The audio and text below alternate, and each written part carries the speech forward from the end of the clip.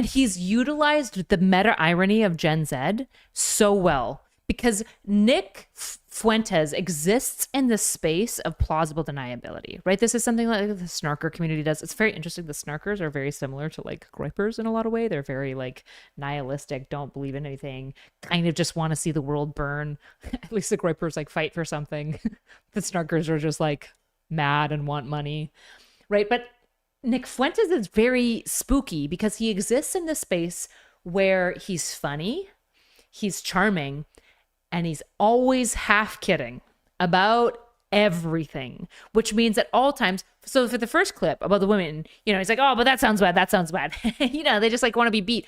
Most people would look at that, and especially if they're being good faith, they're like, oh, he's joking about that. He just worded it wrong. And he realizes that he worded it wrong. What he's talking about, if you're being good faith, you'd be like, women do love like, 50 Shades of Grey. And it's like, yep, women don't actually want that. Like fantasy and actual like lived wanting desire are not the same thing, obviously.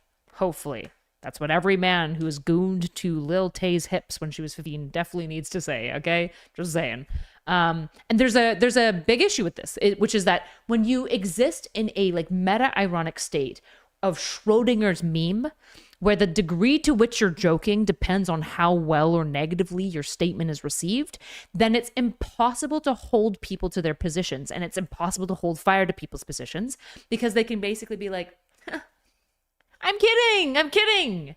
It's completely joking. I'm not serious. I don't actually think that. And it's like, if you had reacted better to them making women don't want to be raped jokes, then they would be like, yeah, but I mean like they kind of do, right? Like you've seen 50 Shades of Grey, right?